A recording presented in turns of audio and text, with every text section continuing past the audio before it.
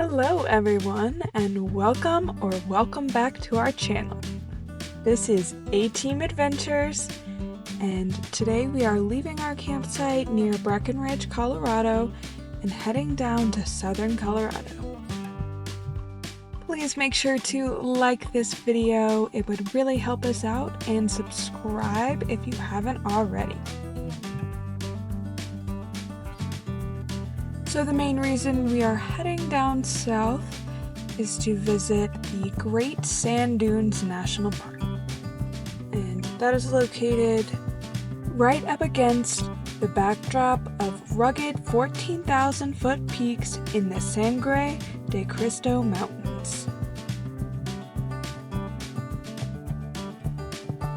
We found a beautiful campsite about 20 minutes away from the park, right in the shadow of Blanca Peak, which is the fourth highest summit in the Rocky Mountains and is 14,351 feet tall. Right across from Mount Blanca was this beautiful open prairie where we got to see some gorgeous sunsets. We're also starting something new here at A-Team Adventures called Sunset Shoutouts. So anytime we have a beautiful sunset, we will shout out someone in the comments. And our first shout out will be to Keith Holt. Thank you, Keith, for constantly commenting, liking. It really does mean a lot to us, so thank you, Keith. Usually we are up in the mountains, so it's not every day we get one of these wide open big sky sunsets.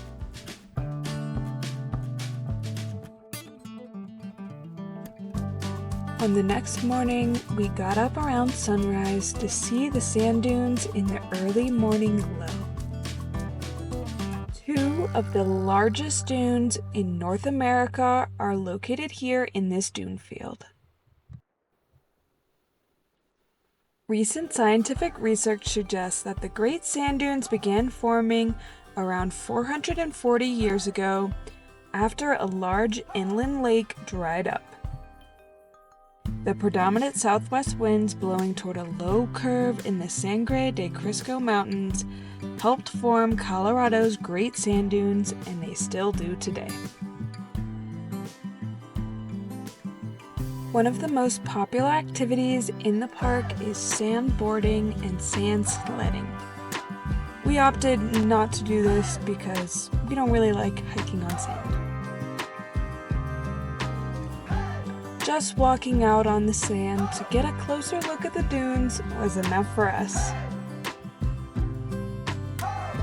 The dune field is actually 30 square miles, and there are no trails on the dunes, so you can pretty much venture wherever you want. In the spring and summer, there is a large creek that actually runs through this sand field in front of the dunes, but we were here in fall and it was dried up. It was also quite a chilly morning, and because of the sun being behind the mountain, it took quite a bit longer for the sun to actually come up over the mountains there. The sun was hitting that mountain in the background, giving it a glow, and the tops of the dunes were starting to turn a beautiful golden color in the sun's rays. You can actually see a few tiny people up there on the dunes, and they really just look like ants from here. The dunes are just massive, and you can't really explain how big they are unless you're looking right at them.